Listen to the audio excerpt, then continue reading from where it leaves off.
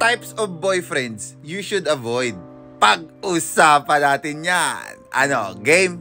Tara, let's start! Sabi nila, love is blind. Kaya nga may mga red flags. Para kahit bulag ka, may lumilipad-lipad sa harap mo na mas malinaw pa sa 5G connection. Eto, yung mga types ng lalaki na kailangan mong i-dodge na para kang nagda-dodge sa utang. Red flag number 1, Mr. Ghoster. Ito yung type ng lalaki na biglang mawawala after sweet-sweetan for 3 weeks. Tipong may good morning na may moon emoji, tapos bigla kang isi-scene zone hanggang Holy Week. Girl, hindi ka iniwan, na-rapture ka. At kapag bumalik siya, sorry, na-busy lang ako. ha! Saan ka na busy? Sa ibang chatroom o sa multiverse?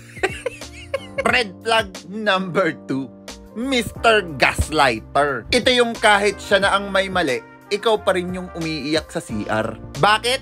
Kasi ikaw daw ang OA. Wala akong ginagawang masama.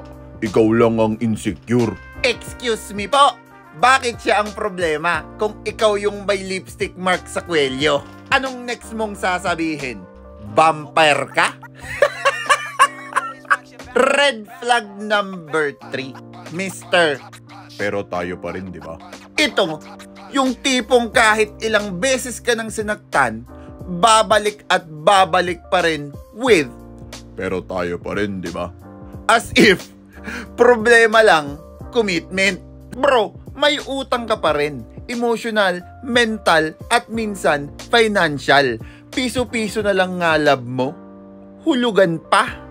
Red flag number 4, the Mr. Mama's Boy, toxic version. Listen, wala namang problema magmahal ng nanay, okay?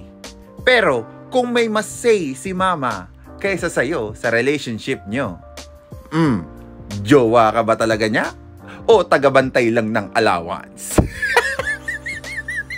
Kung hindi ka ma-approve ng mama niya, di apply ka sa next company. Red flag number 5, Mr. Low Effort, High Ego. Ito yung ikaw ang babae, ikaw ang dapat mag-adjust. Bro, anong century na? Kung ikaw, effort ng Jollibee delivery, siya ang effort pang 7-Eleven na cashier na nakasimangot. Zero effort, pero may pride na pang NBA player. Sir, magpadala ka muna ng kahit konting nuggets bago ka mag-demand ng loyalty.